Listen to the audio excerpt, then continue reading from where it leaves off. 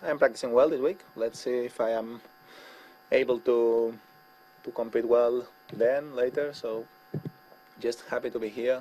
Healthy, that's the most important thing, because last year I was better after 2012 and 13 that I couldn't play. Well, here, too much problems on the knees, is good. Losing or winning doesn't matter, but it's good to be healthy on a surface that, the second surface, second most important surface in my career, without any doubt. It's been only 2 years that I've been winning some big title. So in the past 2 years, yes, I've been winning 2 slams, 1 Davis Cup, one Masters 1000, 1 500. But if you look at them, they've been here in semi-final, final, and winning big titles since 10 years. So for sure, I'm not part of them.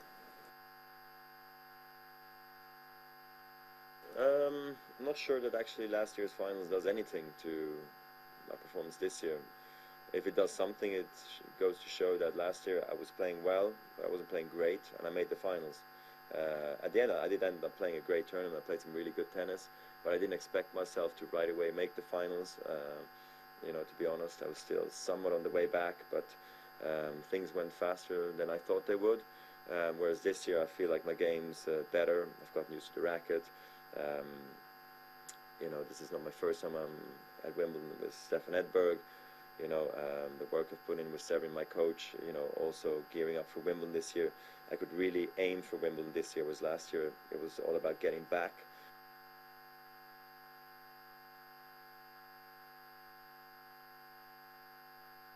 Yeah, well, I just don't have that pressure on me of like, oh, I have to win or I have to do this or anything like that. I just feel more or less like, I'm just happy to be here, and, if anything, I'm just going to enjoy myself. Yeah, of course. I'm really looking forward to step on the court again. It's bring me a lot of nice memories from the past, and I just will do my best to do good here as well. Yeah, I think we're, in the middle point of the year. We have 2 more Grand Slams in the season and championship, so a lot to look forward to. I never like to look to the past, no matter how good or bad it was. I always like to be in the present and work towards making a better future. Losing early in Birmingham was also had the benefits because I had a lot of time to train and to improve, and I had lots of sparring matches, so I do feel like my game is shaping for a rise, and I'm excited for the tournament to begin. And a warm welcome to the draw for the 129th Championships. We're going to start with the gentlemen's singles and withdrawing the seeded players into their appropriate positions. To line 1 goes the number 1 seed, Novak Djokovic. And to line 128 goes the number 2 seed, Roger Federer. We next Richard Gasco.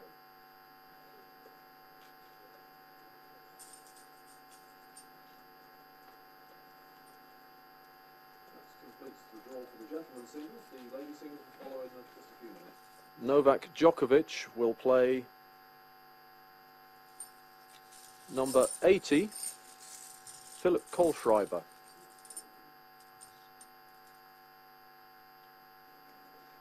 Will play Dennis Kudler.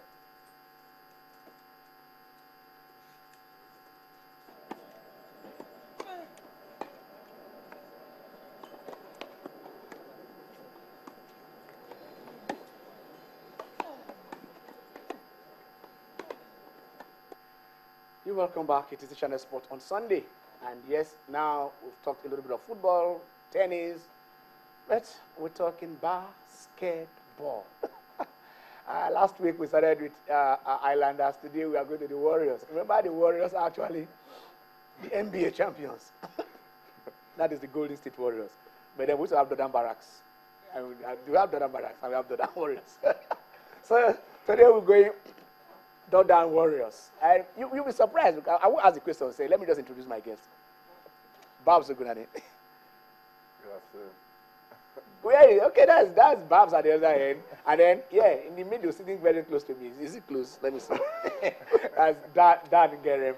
So I have my friends in the house, and we're talking basketball. Babs is in charge of basketball in Lagos, and then Southwest, everywhere. Then FIBA too. So many things are doing. He will tell us those things, what they are doing and how. And then Dan, I don't know. Dan, I wanted to write what he was before. But they said, no, put his present. You all know Dan as the former president of Nigerian Athletics Federation.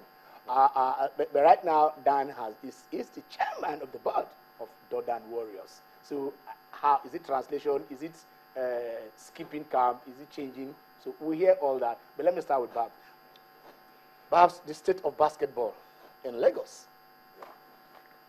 Well, we're moving in leaps and bounds, as everybody's aware. What we have done recently is to up the ante in terms of followership of basketball in Lagos State. Now, by so doing, we've moved the same game that is being watched at the stadium, where you can you're almost begging people to come and watch. We've now moved the game to Landmark in the same league. Now, and people are paying monies to watch basketball. I mean, you could never have done that 20 years ago. But now, we've moved the same players from the same league, moved them to another location, giving them, a better ambience, and people are paying monies to come and watch basketball. It's a new vista, and we're moving forward seriously. Okay, that is at the top level. That's correct. That is the top echelon of basketball in Lagos, in Nigeria. We're talking about that just like equivalent to the NBA. But then somebody asked me in the last segment, when do you think basketball will start competing with football in terms of mass participation? From the grassroots level, the schools, how can they have whatever you're having in street basketball, whatever it is? First and foremost, you need to understand that basketball is a hit game. You must be in school to properly compete and participate in basketball. Now, my job in Lagos State primarily covers the whole of Lagos.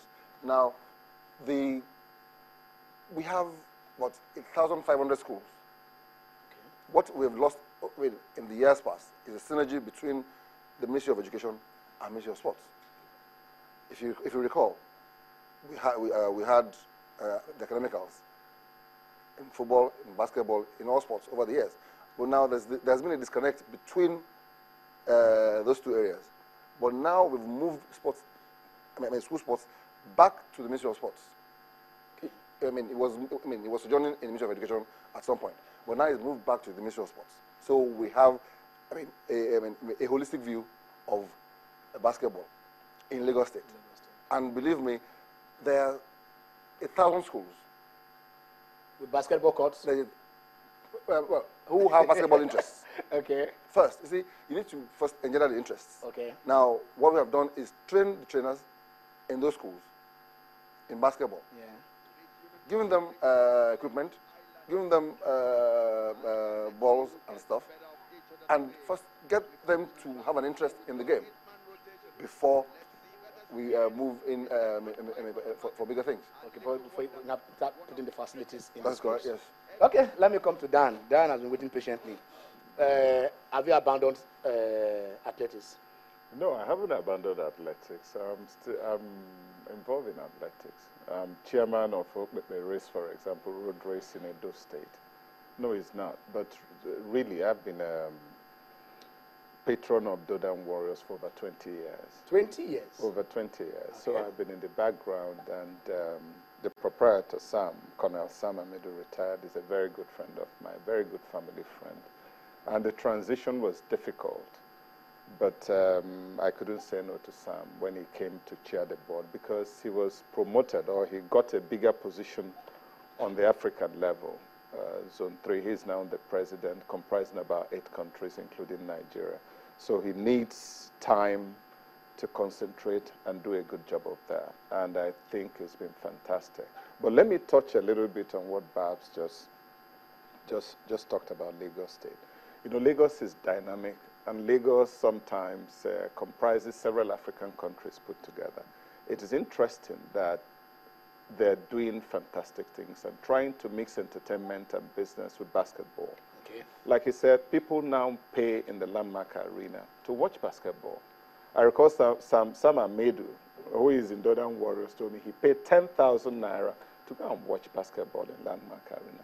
This is what we should be talking about across board.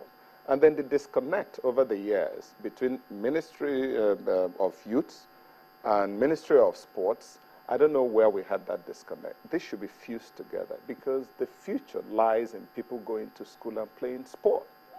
Because after sport, what do you do with your life subsequently? So it is critical that we go back to the colonial legacy that we all grew up with, where you mix education and sports. So people are not misfits or don't have a career when the active sports days are over. So this is what is happening in Lagos that is so exciting. And for me as a business person, I've always championed the issue of putting the business in the business of sports. And that's why I really am excited about what is happening in Lagos State and happening in the Southwest generally. And I hope and pray that with this excitement of mixing entertainment and basketball, by the way, basketball is #2 sport in Nigeria. And if you look at the demographics, ahead of athletics. 18 to about, no, official statistics. Okay. Really. If you look at the demographics of 18 to about 35, it's over 60% in Nigeria and most African countries. So this is a powerhouse that is waiting to be exploited.